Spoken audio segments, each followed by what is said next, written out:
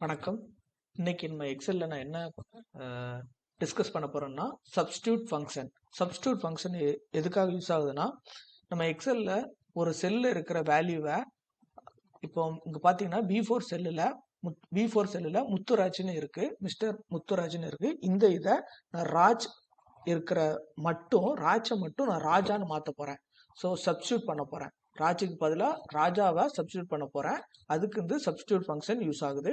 இப்போ substitute D4 செல்ல நான் வந்து ஃபார்முலா அப்ளை பண்றேன். சப்ஸ்டியூட் ஃபங்க்ஷன் சூஸ் பண்ணிட்டேன். டெக்ஸ்ட் அதோட சின்டெக்ஸ் பார்த்தீங்கன்னா text, old text, new text, instant number. So இப்போ நான் வந்து டெக்ஸ்ட்டுங்கிறது இருக்க இடத்துல நம்ம B4 செல்ல சூஸ் பண்றேன், முத்துராஜுங்கிற வேல்யூவை. நெக்ஸ்ட் ஓல்டு டெக்ஸ்ட்ல எந்த டெக்ஸ்ட்டை நம்ம ரீப்ளேஸ் பண்ண போறோமோ அந்த டெக்ஸ்ட். ஸோ ராஜாவை தான் நான் சப்ஸ்டியூட் பண்ண போறேன். ராஜ்னு இருக்கிறத ராஜான்னு சப்ஸ்டியூட் பண்ண போறேன். ஸோ ராஜ் அப்படிங்கிறத சூஸ் பண்ணிக்கிட்டேன், டைப் பண்ணிக்கிட்டேன். திரும்ப ராஜா ரீப்ளேஸ்மெண்ட் வேல்யூ வந்து போட்டேன். நெக்ஸ்ட் 1ன்னு கொடுக்குறேன், க்ளோஸ் ப்ராக்கெட், என்டர் தட்டுறேன். பார்த்தீங்கன்னா முத்து ராஜான்னு வந்துருச்சு.